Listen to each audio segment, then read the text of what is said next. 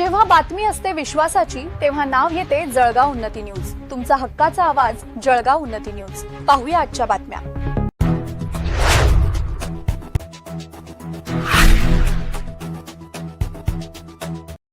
मातंग समाजाच्या विविध प्रलंबित मागण्यांसाठी बुलढाणा जिल्ह्यात आक्रोश मोर्चा।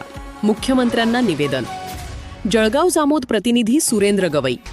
सकल मातंग समाज बुलढाणा जिल्ह्याच्या वतीने विविध प्रलंबित मागण्यांकडे राज्य शासनाचे लक्ष वेधण्यासाठी शुक्रवारी दिनांक 17 जुलै 2026 जळगाव जामोद येथे भव्य मातंग समाज आक्रोश मोर्चा काढण्यात आला।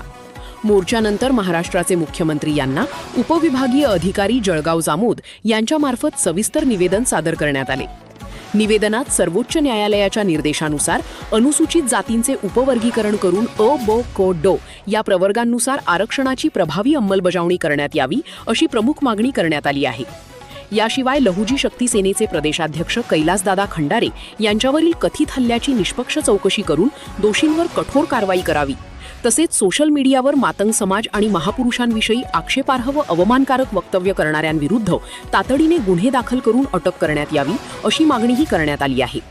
निवेदनात महाराष्ट्रभर आरक्षणाच्या समर्थनार्थ आंदोलन करणाऱ्या मातंग समाजाच्या पदाधिकाऱ्यांना मिळणाऱ्या धमक्यांची दखल घेऊन त्यांना आवश्यक संरक्षण द्यावे अशीही मागणी शासनाकडे करण्यात आली आहे।